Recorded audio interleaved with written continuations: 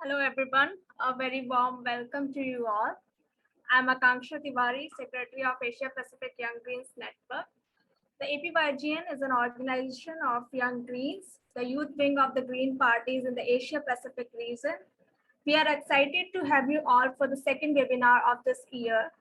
Our first webinar on role of youth in bringing political change in Asia Pacific region was well received. The theme of our second webinar is Strategies for Greens Contesting Local Elections. We have our speaker, Jonathan Shri, with us today for the discussion on this theme. The whole session will be moderated by Aya Abduni. During the first part of the session, Jonathan will share his perspective on the whole theme, followed by a Q&A session. Before we begin with our first session, I'm starting a poll for our audience. There are 4 questions with multiple options. You have to quickly choose one option as answer and submit them. I will allow you 10 seconds to answer each one of them.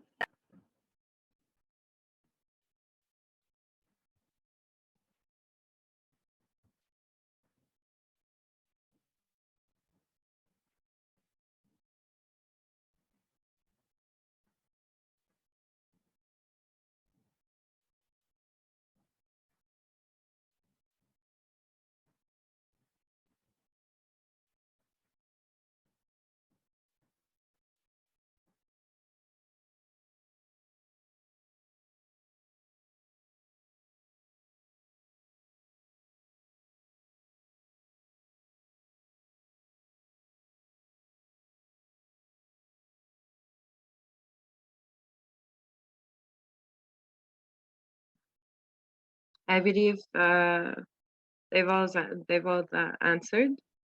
So Yeah. let's end the poll.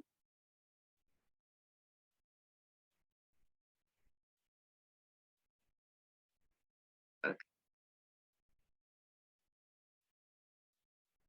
Perfect. Okay, thank you, Akanksha. Thank you so much. Hello, everybody. It's lovely to see all of you, some of you again. So as Akanksha said, our webinar today is about the strategies for Greens contesting in local elections. And Councillor Jonathan Lee is a writer, musician, and community worker who was elected in March 2016 as the first ever Greens City Councillor in the state of Queensland, Australia, representing the Gabba ward of Brisbane City Council.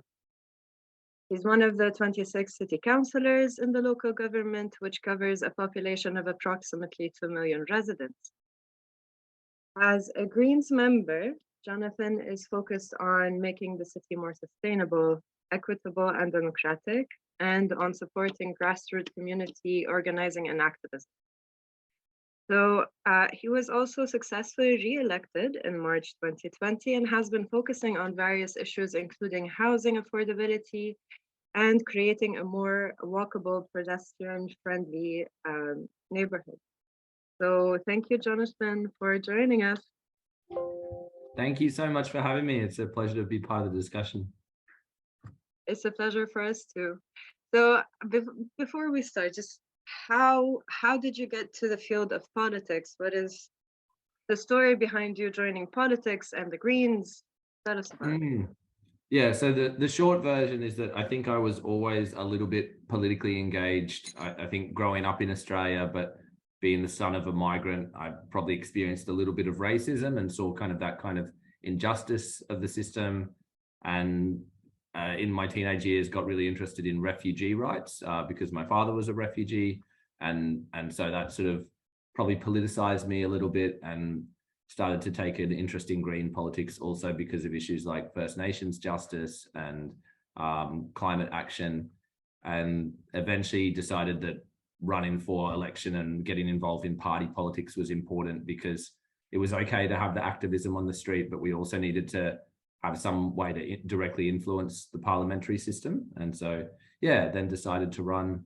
I was about 25, 26 when I sort of put my hand up to run, and then a few years later got elected. So that's the short version. But yeah, I think it's been an interesting journey as someone who doesn't come from you know, so I'm just a middle-class family. There's no politicians in my lineage or anything like that. So it was quite new to get into that whole space, but also kind of interesting to be a system outsider and crack into that political system. Well, I realized that this might have been difficult because I feel like, me included, like going into politics for reasons like yours, it's a bit hard to crack the way in. So what were the difficulties that you went through? Yeah, I mean, that's a big conversation. I guess that's sort of the broad thrust of this presentation. I might just start by acknowledging country. So in Australia, we always acknowledge that we're on stolen land and pay respects to Aboriginal and Torres Strait Islander people. And I'm on Yagara and Turrbal country. So this is unceded sovereign land of the Yagara people, and want to pay respects to their elders, past and present, and to acknowledge that the struggle against colonialism and racist imperialism is still ongoing and really needs to be at the center of green political movements. So I might talk broadly about like the sort of political organizing and the sort of steps we took to win our first seat in Brisbane, but we can keep it pretty informal. And if people want to interrupt halfway through with questions, that's totally fine with me. I guess the first thing I'd highlight is that before deciding whether to contest at the local level and thinking about whether that's a good use of time and energy, it's really important to comprehensively learn and understand the local voting rules and look at the past election results and set some rough targets of how many voters you might need to swing to actually win the seat. And I think sometimes Greens candidates get a little bit carried away, and you have to do that analysis first and say, look at the numbers, look at how many seats you might have to swing. I'll share my screen briefly just to show this is the results of the 2012 election campaign. I'm not sure, can you see that okay? That's clear. So this is before I ran, and you can see here that the Greens had 17% of the vote. That was in the 2012 election. So we only had about 3,300 voters, and then the other parties were quite a bit ahead of us. Then, in order to win that in 2016, we had to take a lot of votes off the Labor Party and off the Liberal Party. So when I won in 2016, instead we got up to 6,800 votes, and that was enough to get ahead of the Labor Party, and then the Labor preferences mostly flowed to us. Now in 2020, I ran again for election in 2020. And as you can see here, we're up to sort of 9,000 votes in my electorate and sort of comfortably in the lead. But the point there is that we understood the voting system and we knew how many votes we needed to swing, and that allowed us to make informed decisions about how much work it would take to win the electorate. And I think it's also important for people who are thinking about contesting local council elections, wherever it is to look closely at the resources and the power that actually attaches to that level of government, because it varies significantly by jurisdiction. And even in some parts of Queensland, the local councillor roles are just volunteer roles. And so they don't have as much power or direct control over significant decisions. Whereas in my case in Brisbane, I'm on a full-time salary. I have 2 paid staff. I have more direct influence over the way the city is shaped. And so that's also an important question in deciding whether to run or not. For me, there's a few obvious benefits of contesting local government, and I think it's important to keep those in mind. The first is simply that we want to make practical improvements to people's lives at the local level. So it's we want to get elected so we can actually help people on the ground in a material way. But we also do it to give the community a voice to put more pressure on higher levels of government. And green politics is very deeply embedded in the idea of change from the bottom up. And so winning locally can be a stepping stone to winning at higher levels of government, but also to put in pressure on higher levels of government. And we've certainly done that here in Brisbane, where when I first got involved, the Greens weren't doing very well in Brisbane, but we won that local council seat in 2016. And then since then, we've won 2 seats in the state government. We now have 3 federal government representatives and 2 senators, all from Queensland. So we've built from that local victory to win state and federal seats as well, and that's been kind of really effective and powerful. The other reason though to run local campaigns, which again I think aligns closely with green political philosophies, is that we want to be experimenting with different forms of direct democracy. And I think even some Greens councils in Australia sometimes forget that goal, is that we're not just trying to win power within the existing system, we're trying to change the way decisions are made. And so experimenting with different ways of making local decisions, new forms of participatory democracy, and elevating community consciousness and educating the public and our support base about green political values. That's part of the reason for running at local government as well. It's not just to win, it's also to raise consciousness and build understanding of political, like our political ideas. So I think in terms of, and again, feel free to stop me if anyone has any questions at any point, but what we did in the Gabba ward to build that local campaign at the early stages, we had a really strong emphasis on taking time to understand what's happening in the community and what people are concerned about at the local level. So rather than going in there and saying, hey, we're the Greens, this is what we think, this is what we stand for, you should vote for us, it was a much gentler, discursive approach of saying, hey, what's important to you? And I might be able to share, we'd send people out door knocking a lot, volunteers. This is a script from our door knocking campaign. You don't have to read all the details of it, but something that stands out in this script is there's lots of questions about, we're talking to residents to find out what changes you'd like to see happen in your local neighborhood. You know, we want to know what you think. It's not about the Greens saying, hey, here's what we stand for. At those early stages of the campaign, it's saying, hey, what's important to you in the community? And we did that through door knocking and one-on-one conversations. We do that through community events and forums where we get people together and just talk about what's important. I think that's really important. And I think even a lot of Greens campaigners sometimes forget to do that. We think we know what the community wants, and then we go out there without actually taking the time to understand.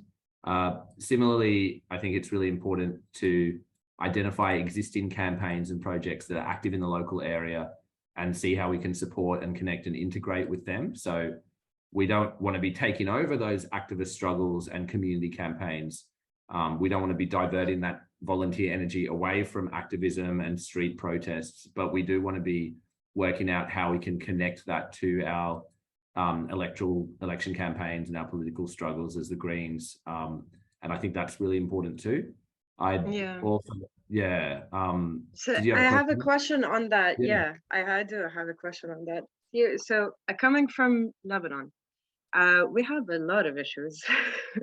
And running for the elections can be kind of chaotic because you see the struggles that people are going through. When you talk to people, a lot of people have different issues that they would like to have tackled by those in the government.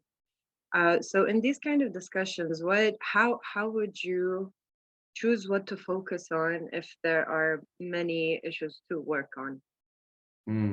I mean, I think if you have enough, and this is what we found in our area, like one of the reasons a lot of people voted for me was that there was a concern that big multinational property developers were coming into Brisbane. They were demolishing affordable housing, low cost housing, and replacing it with new for-profit developments. And when we went door knocking, lots of people were raising different issues. There were concerns about climate change. There were concerns about cost of living, concerns about public transport, all of this different stuff. But we heard that a lot of people were raising concerns about gentrification and unsustainable development. And so based on what people were telling us, we looked at all the different issues that people were raising. We thought, oh, these are the ones we're going to focus on. And so in crafting that campaign narrative, there was a sort of, we were really drawing from what people had to say. And it's going to be different in every jurisdiction and every city or town the Greens are running in. Different issues will come up at the local level. I think it's important not to try to talk about everything because then it's too broad and becomes a little bit meaningless, but taking the time to really hear from people and see what they say is important. Taylor asks the question of like, if we're running a community campaign, how strongly Greens branded is it? Our campaigns, like they were Greens campaigns, and on the ballot paper, it has my name and then candidate for the Greens next to it. but we weren't really overtly Greens branded. I'll show you the flyer that we ended up using. This is how it kind of looked for our 2016 campaign. You'll note there that there's a really strong emphasis again on people having control over the city, and I'll come back to this theme later, but we're not saying vote Greens for climate action. We're saying vote Greens for, you having more democratic control over what happens in your neighborhood. And that, I think, it's a sort of universal message. So different people will be concerned about all sorts of issues, from food security to housing to water quality, whatever. But the fundamental underlying issue for a lot of people is often that they want more control. They're annoyed that they don't have enough control over the future of their city. And so that was the message that for us really cut through. Even though lots of people had different issues they were concerned about, that message of you deserve control over the future of the city. It's an appeal to democracy. It's an appeal, standing up against political corruption. But yeah, to Taylor's point, you can see we've got the Greens logo there, but it's an orange flyer. It's not overly, green, green, green. It's sort of just like, yeah, here, this is who we are. I'll switch over to this flyer. This was an ad for a community conference we ran, like a policy forum, where you can see down the bottom there, we named some of the issues we're talking about: development, housing affordability, public transport, traffic congestion, etc. But this is done by a local artist. It looks very grassroots and community. There is a Greens logo there in the corner, but it's not, it doesn't look like a normal political campaign flyer. This really looks like a community flyer. And that was really important to us at the local level. We don't want to be overly, preoccupied with it being the Greens as a big political party coming into the community. It's us as members of the community talking to each other.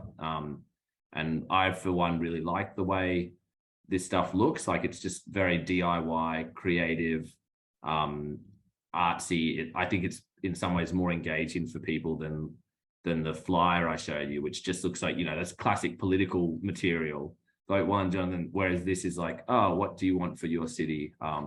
I think it's a bit more meaningful. So we were organizing events like this in the lead up to the campaign. And these were the sorts of events that drew people in and got them interested in what we had to say.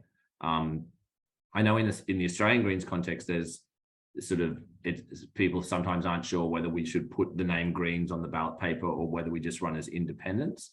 I think it's better to just run as the Greens and be open and honest about who we are, and then people kind of know where we stand, rather than saying, oh, we're independent, when people don't always actually know what the policy platform might be. But I guess it depends a little bit on the context. I think that interesting question about issues, though, is it's like, how do we decide what to focus on? If there are too many issues and too many different things to focus on, it's better to just focus on that core message of democracy and political corruption, and to say, look, our current political system is not listening to people. You all have different ideas. We all have different priorities. We all have different things we're concerned about. The underlying message is that communities should have a control and should have a say. And that's sort of the message that we ran hard on. Does anyone have any more questions about that element? I am not seeing any. Just about. Yeah, Hi, how are you? Thank you so much for so far. So I wanted to ask, I'm in Sydney right now. I live in Sydney. And one issue that I find difficult to contend with as long on the Greens level is that a lot of people connect, especially I'm in the inner west, so I'm in the cult communities. I'm very ethnic condensed areas.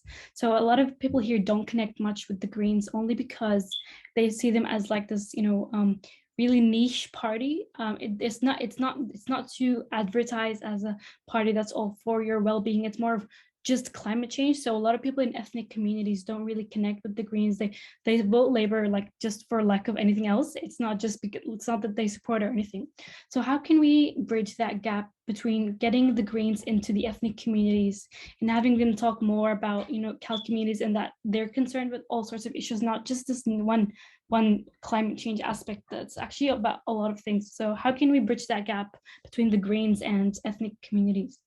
I think that's a really good question, and it's hard to give too general an answer because it always depends a lot on the specific communities and who we're connected with. But I think it's through face-to-face, one-on-one conversations and being part of community events, going along in person to events that different ethnic communities are organizing, but also co-organizing events with them so that we're in relationship with people. Because, you know, some people vote based on the policies and what's on the flyer and stuff, but really people vote for the people they know and the people that they feel in connection to and in community with. That's why politicians are always like shaking hands and like trying to get to know everyone. Like, it's because people want to vote for someone that they know and trust. I do also think, though, particularly with the Greens, you're right that like a lot of people, they've got bigger issues or more urgent issues, so they don't really care about climate change or the trees or environmental stuff because it feels too abstract. So particularly in my local campaigns, we have a big focus on shifting away from that stuff because we know, at least in Brisbane, the people who are really concerned about the environment, they're already going to vote for us. So we don't have to work as hard to win those people over. If I come back to that flyer, you'll see here we're talking about cheap, efficient transport, affordable housing, public space and infrastructure. Those were the sorts of ideas we led with for this local council campaign. You can see it doesn't even say the word environment on the flyer, you know, it doesn't say climate change anywhere.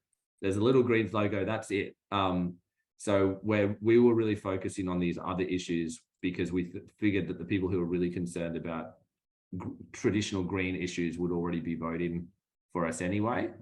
So I think that's a lesson for Greens in general, particularly in Australia, but also in other parts of the world, is like, we need to talk about those issues once we get elected, and it's important to keep raising those issues. But when we're trying to connect with new voters, we have to ask them what's important to them. And if you go door knocking to someone and they say, look, the thing that's most important to me is racism, or the fact that the visa restrictions are difficult and I can't bring my mother over to Australia, like if that's the issue that's important to them, then we need to talk about that issue in that community rather than, changing it around. Dom, I don't know, did you have a question as well or something, comment to weigh in on this stuff? Oh no, just happy to listen to your words of wisdom, Jonathan. Go ahead. Yeah, thanks.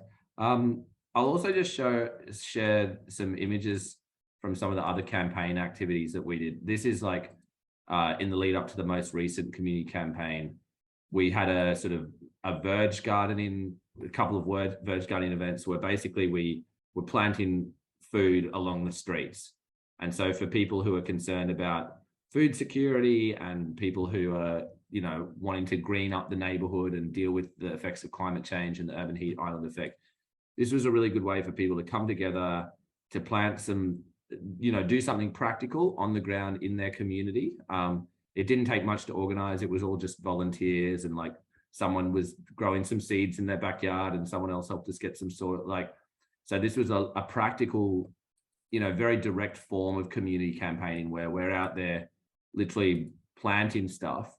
And that's a way of people seeing that we're practicing what we preach. We're not just going out there handing out flyers. We're actually doing something meaningful in the ground. And, you know, a week later, 2 weeks later, people walk past this and they see this garden and they're like, oh, who did that? Oh, it's the Greens campaign. Oh, the Greens. So there's something more tangible and meaningful there. On the flip side, here are some images from the community events we run. This is just underneath someone's house. So it looks kind of nice because we put some cheap fairy lights up, but this is just a sort of basement underneath an old house. And we just had musicians and artists come and perform, and just people come and sit and listen and connect with the culture. You might be able to see there's a like in between I'm getting up and talking about politics, and sort of people are listening to those political discussions as well. But it really just is a music and art night. And we did a lot of these events in the lead up to my campaign where young people who normally wouldn't be interested in politics at all, they're not going to come to some political rally or like a political forum, but they come along to listen to their friends play they want to connect with something. Exactly. And we did this on a Monday night actually, because in our area there are lots of hospitality workers and casual staff, people who work on weekends. They work all weekend and then they don't get any time to relax and have social connection. So we were putting these gigs on Monday nights, which normally isn't a night when everyone goes out, but all the people who are working on the weekend, then they come to this on a Monday night. And so that was a way of connecting with all those young people. And it was great. We would sometimes have 300 people at these events, and different people would get. Yeah, for this kind of events, like people would actually just end up saying like it's just a fun activity, and then it ends up like helping with the image. I have a question though about the previous posts where you were planting. So volunteering is one of the most difficult aspects of preparing or launching or coordinating or implementing a campaign. So how do you usually, what are the general pinpoints on how to gather volunteers, how to ease them into the work that they need to do? Yeah, really good question. And I think, again, it's hard to give specific advice because it will vary a little bit depending on the community and the local context. But I always lean towards the view that we need to be led by what the volunteers are interested in and passionate about. So you might only have a couple of interested people at first, but saying to them, what do you want to do? What do you want to focus on? And then as they bring in a few more friends, ask them what's important to them, and see what sort of projects the volunteers themselves want to be interested in. You have to steer that a little bit because, you know, the most effective thing might be to go door knocking, but the volunteers just want to, you know, do some social media. We've got to encourage volunteers to do those sort of more direct outreach activities. But I think it is about like not being too hierarchical and top down and centralized. So if the rather one approach we had with our campaign organizing was that our strategy meetings and our discussions and campaign planning sessions were all open, so anyone could come to them.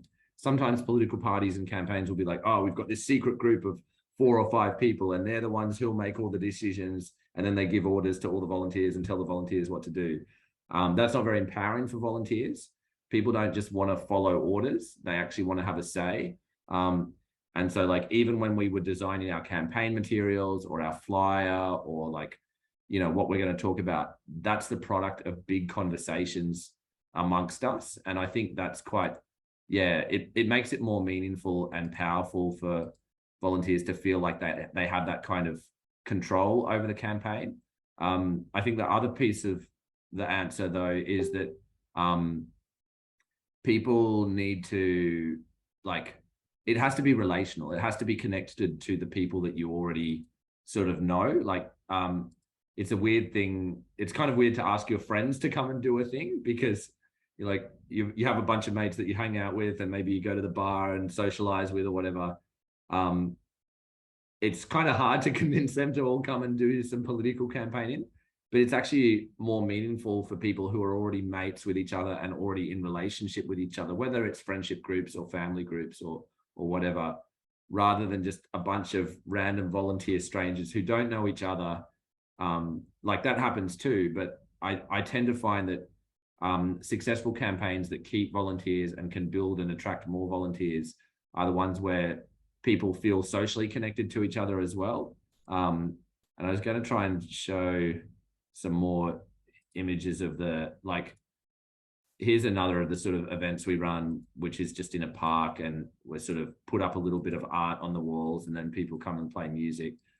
But people at these events, they're all friends, right? We all know each other. So we're socializing together, and it's through these creative activities, it's through the music and the art and the poetry that we build relationships. And then when we say, hey, everyone, we're all here at the music gig tonight, but let's go door knocking tomorrow, then it's easier to recruit people for those other things. And you can see like lots of people are coming to these events, getting to know each other and feeling part of the Greens. They're part of this community of activism. And so then when some people in their community are saying, oh, let's do some political campaigning, it's easier for them to get motivated. So I really emphasize the value of this sort of community organizing. The people here are probably already connected to us. They're probably already voting Greens, but by putting on those social events that bring people together and they get to know each other and feel inspired to think differently about politics. It strengthens their connections, yeah. Yeah, you know, just the little things like having a tea stall and all that sort of stuff. So yeah, a lot of these sorts of events I think are really powerful for people. But I think we also have to acknowledge that it's really hard when people are trying to pay the bills and they're busy with work and childcare responsibilities. Not everyone has time for volunteering. And so we have to be comfortable with that. And I think we have a responsibility to ensure that we use volunteers' time effectively and that we don't waste their time on things that aren't going to be, a good return on investment. So people have to understand why what we're asking them to do is strategically worthwhile. And that's really important in terms of keeping volunteers on board, is explaining the strategy behind a campaign. So you don't just call up a volunteer and you say, hey, I need you to go deliver flyers to this neighborhood. You bring the volunteers in for meetings and you say, here's the electorate, here's the map, here's why we're targeting this area, here's the flyer, here's why the flyer has these messages on it. And making sure that the volunteers understand why we're using certain messages, they understand why we're using certain tactics, they understand why we're targeting certain areas. And in that way, the volunteers are informed about the strategy of the campaign. And so they feel more motivated to help out with it. Whereas if you just treat volunteers like foot soldiers who are just following orders, then they're like, well, why am I doing this? No one's even explained the point of this. And then people don't continue to volunteer and you lose them. So I hope that kind of makes sense. I'm mindful that I've been talking for a while, so I don't want to sort of, did anyone have any questions or comments that, I guess the sort of point I wanted to make was around the idea of social media. I think social media is really important. I use it a lot. I've built up quite a big following on social media, and I've done that by meaningfully engaging with people. And I think this is something that a lot of politicians we fall back on slogans or simplistic messages or stuff that just feels impersonal and it's like a political brand. And I think that's a real mistake. I think people want to have a human connection with the people that they're voting for. And so taking the time to give people honest, direct answers rather than dogma is really important. And so I'm always really conscious of that in sort of the way I engage with the public as an elected representative and during election campaigns, is to just be direct with people and to be real. Don't be too overly scripted, don't be too fake. And that's really important, I think, on social media as well. So sometimes being willing to acknowledge that we don't have the answers and we don't know. So, someone will post up a question on social media or at a forum or whatever. It's better to say, I don't know, than it is to say, and make something up on the spot. And so I think people respect that honesty as well. But did anyone else have any questions for me or other comments about this? I'm also interested in hearing the political tactics that people are using in their own campaigns.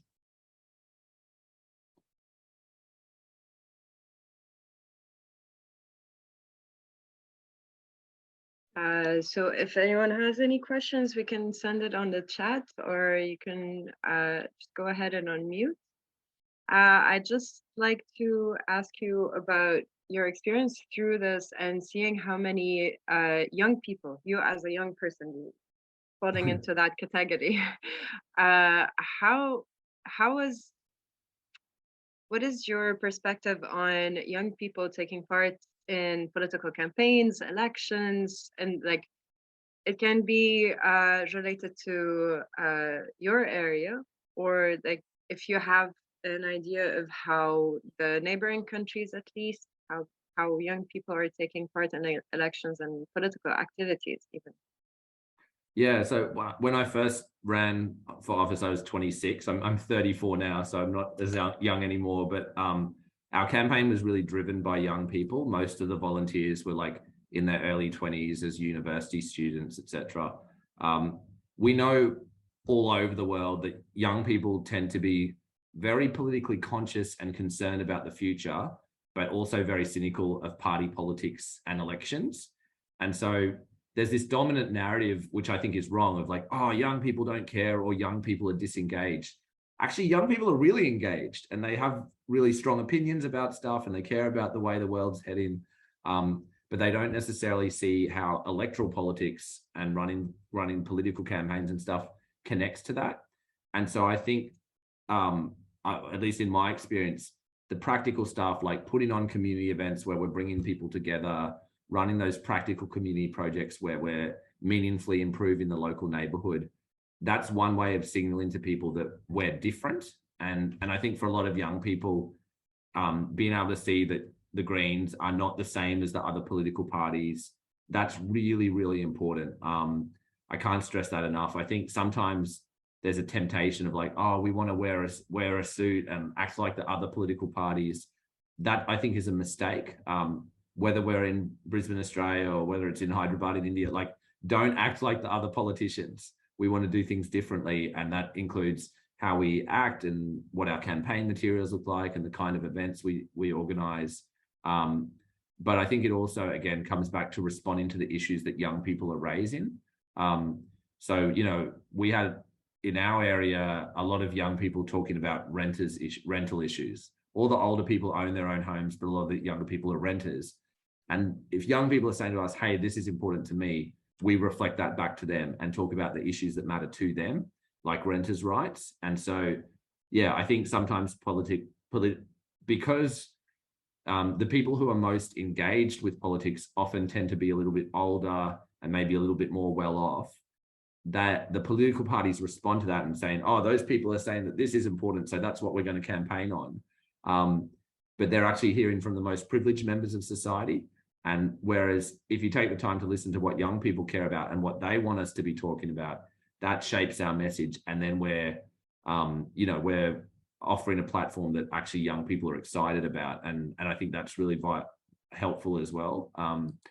But yeah, it's also just about being in the places and community networks that young people are already engaged in. So like I said at the start, being part of the rallies and the community activism, connecting in with arts and music subcultures is really important. But I think it's hard to generalize because every community is different. And what motivates young people in one part of the world is going to be different in other parts of the world. I mean, almost universally, I think young people are more concerned about climate change, but it varies according to class and privilege and income levels.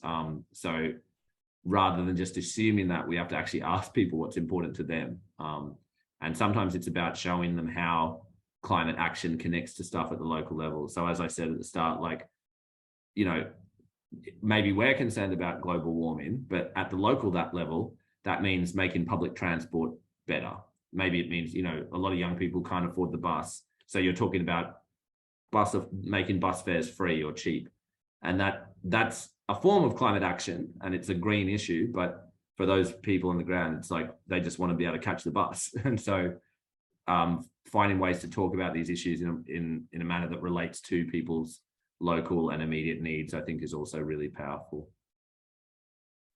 Yeah, it's going back on one of your points for like us as young people in parliaments or in the government anywhere, like we can't. It's better that we don't behave like the older generation. One of the members of the parliament in New Zealand, Chloe, I think you've heard of her, Chloe Swabrick. Sometimes I read a lot of articles and I've seen a lot of negative reactions on how she does things because she doesn't do them in the standard way. She doesn't fall under that category. So although I'm with you on this because we need the change, and it starts with how we're behaving and how we're showing people what can how discussions can happen, how activism can happen in the government, there's still a lot of pressure on you fitting that box in politics. So it's kind of hard dealing with that. And I think this comes back to that fundamental tension between reformism versus sort of radical or revolutionary politics. And I think a lot of us, even within the Greens, make the mistake of watering down our message. We don't want to be too extreme. We don't want to be too radical. Exactly. That will put people off. I think that's wrong though. And my experience, right, like I'm running there are parts of my electorate that are quite wealthy, where people are quite well off. and I'm a radical, right? Like I'm organizing rallies. I don't wear a suit. Like I'm sort of fit in some of those green stereotypes.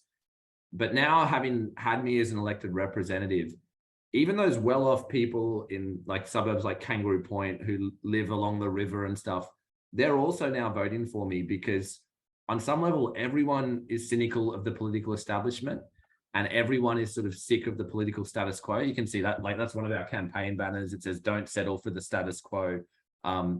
Like that message, I think, is really powerful. And what we have to remember is that as Greens, we don't have to win over everyone, right? There's going to be some people who really benefit from the current system. They're deeply invested in the status quo. They don't actually want things to change. And so when we start talking about radical change, they're going to say, "That's crazy. That's ridiculous. That's outrageous. You can't do that. It's too extreme."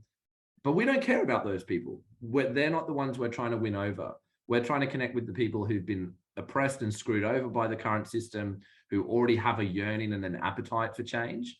And those people really love that message of radical transformation. So obviously you have to think about how you present it and be clever about your messaging. But I think it's a mistake. You know, in Australia, we talk about respectability politics. We need to be respectable and we can't say anything too extreme because that will put people off. Actually, what I find is that when I sort of speak hard truths and, you know, talk about what's really going on, that's the stuff that gets attention. That's the stuff that gets more engagement. That's the stuff that people really respond to well. And so rather than censoring ourselves too much and saying, "Oh, we don't want to talk about that because that might be too controversial," I think it's actually better to say, "No, this is what we stand for, and we're proud of it, and we're not embarrassed about it." I'm just trying to find an example on my social media page to show you. It might be, if anyone wants to check me out on Facebook, you can sort of read this one, and then we'll go to Akash's question after this. But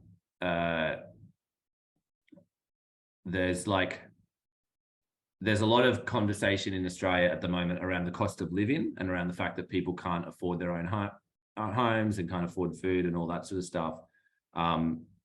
You'll see if you go through my Facebook page. I don't know. Can people see this, or is it not loading properly? So right now it's not loading, but it's a bit clear. Yeah, give it a second. I engage with people a lot on social media, and I find it sort of really effective. And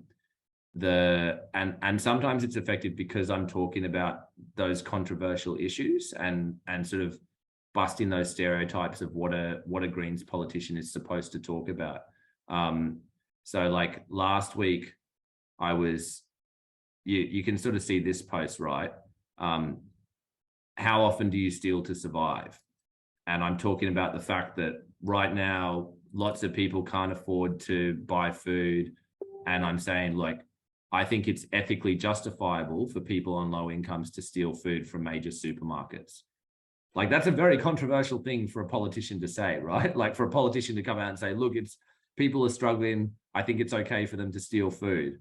Like, that's right out there. That's considered very extreme in the political context. But I'm getting a lot of support and engagement with that post, right? Like 700 comments, lots of people sharing, lots of people expressing a lot of support for these ideas. So in my experience, being a little bit more radical and assertive is actually quite effective. And it's the easiest way to show that you're not like the other politicians. And like I said before, we're not trying to win over everyone. We're certainly not trying to win over people who are in power and people who benefit from the current system. We're trying to win over the people who are most disenfranchised and who are struggling the most.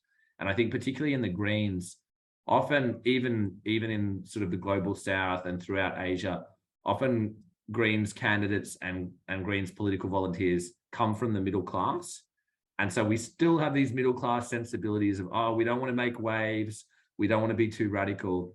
We have to fight that instinct and instead say, okay, what are the people who are most struggling and most frustrated about? What are they concerned about? What are they saying? And if they're saying the system's fucked, all these politicians are corrupt, then that's the message that we need to be talking about. rather than this sort of respectable, oh, don't make big changes. Well, it's too conservative, that sort of stuff. Yeah. Akash, did you have a question? Yeah, I have a question regarding if there is a polarized society out there, if people are divided between right wing and left wing. So how, in that kind of a scenario, how can we bring about the discourse about the real issues? Like how in the society polarized, they won't care about these kind of issues, right?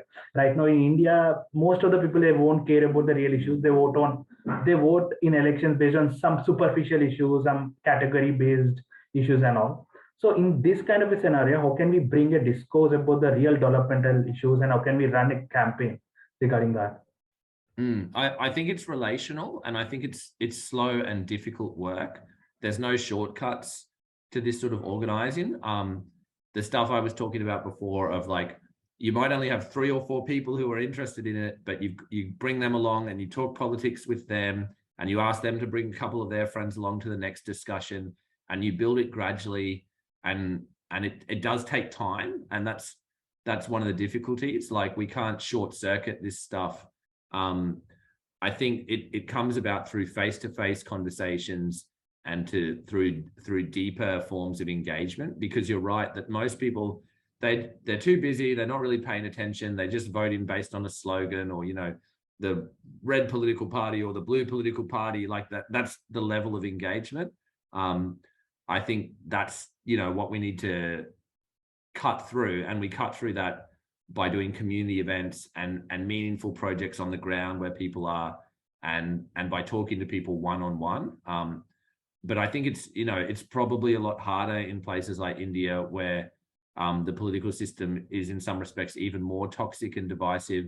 In Australia, we have compulsory voting, so most people vote, which makes it a lot easier.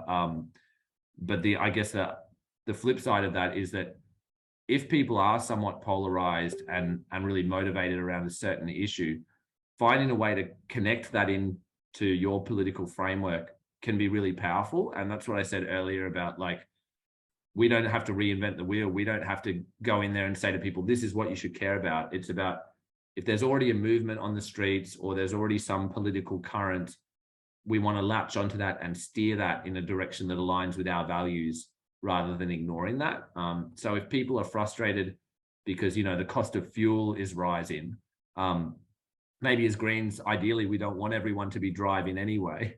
But we can still talk about that issue and connect with that. And that becomes the center of the campaign, and finding ways to say, yeah, the cost of fuel is rising. That's why we need better public transport. So we're still acknowledging that issue and signaling that we're listening to the people and that we connect with what the people are concerned about, but then we're presenting solutions that align with green values. That's better than all the people over here are concerned about the cost of fuel being too high, and then we're over here saying, oh, but what about this other, protect the forests? Like, that's not effective politics at all. So I might leave it there though, unless anyone else has other questions, because I'm mindful of time. How are we going, Aya? Yeah. So we're getting close to the end. Taylor, do you have any questions? Yeah. So I'm starting to run my first community campaign. This is my flyer. Nice one. So there's no Greens branding on it at all, because I was like, I don't want it to lose. And I feel like the council around here are like, just because it's Greens, we'll hate it. So I'm like they want to put a road through my community garden. It's a terrible plan. Knock down the men's shed. It's horrible.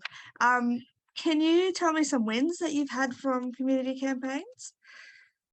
Yeah, I mean, and we can pick this conversation up later if we don't have enough time right now, but we've managed to stop a lot of really crappy projects over the years, from like, big high rises that were knocking down low cost housing to there was a road to plan go through like a public park, and we protested and stopped that.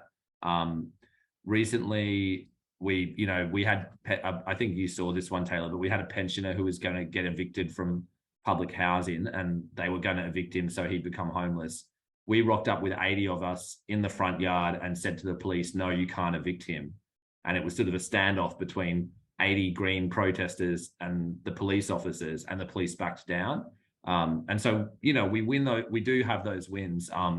but they come about by building communities, connections, and by people feeling motivated to fight for each other. So it's that slow work of like, you know, the community gigs that we put on, they're really integral to being able to get people to rock up for the rally. You can't just call a rally and magically expect people to come. But if you're building that community through community projects and the arts and music and stuff, we build that core base of people who can then mobilize around activism. My favorite story lately is like over in Milton, just near in my area, another guy was getting evicted by a property developer. So the developer wants to knock down the old houses and put in a new tower, and the developer's going to kick him out, and then he's going to become homeless and he won't be able to find another place to live. We said, we're going to protest, we're going to blockade. And then the developer got nervous. And he said, oh, all right, I'll help pay for Bernie's move-in costs. And we were like, oh, great. So he's going to pay, like, the developer offered to pay $5,000 for Bernie, this guy, to move out of his home. And we're like, yeah, this is amazing. You know, because otherwise Bernie would have got nothing. He would have just had to move out. But because we were protesting, the developer's like, all right, I'm going to give you some money to leave. But then we said, no, that's not enough. You're a very rich developer. You can afford more. And so we went back to the developer and said, no, $5,000 is not enough. This guy needs a home. You've got to look after him. And after more back and forth, the developer agreed to give him $20,000. So now Bernie's is just old guy who was going to be homeless has been given $20,000 and has been able to find a new home. So it's like that only happened because we were willing to protest and blockade. So that doesn't come about from me in council moving motions or doing like political maneuvering. It comes about through me supporting activism on the street. And I think that's really important, is like the Greens succeed and we win when we're like in really close connection with community on the ground, and when we're in close connection with activism struggles, not just by going off and being like all the other politicians. I might leave it at that. Thanks for the question. Thank you, Taylor. So anyone else has any other question? Okay, Akanksha, let's go ahead and close up. Thank you so much, everybody. I'm Aya Abdouni. I am from Lebanon. I'm the representative of the Green Youth in Lebanon. Akanksha, please go ahead. Yeah, thanks, Aya. This was truly an amazing discussion. Thank you, Jonathan, for providing us with valuable information and critical analysis of the overall topic. Your speech has motivated youth to progress further and bring necessary social, economic, and ecological changes through their active participation in politics, especially green politics. As we know, demonstrations, protests, candle marches won't help in transforming politics. The only best way is to contest elections, win the elections, and make a space among elderly people in the parliament. It is important for we, the youth, to ask ourselves, if not us, who else will? If not now, then when? Thank you, everyone, for joining us today. Thanks so much. Thanks for the great discussion, everyone. Thanks, everyone.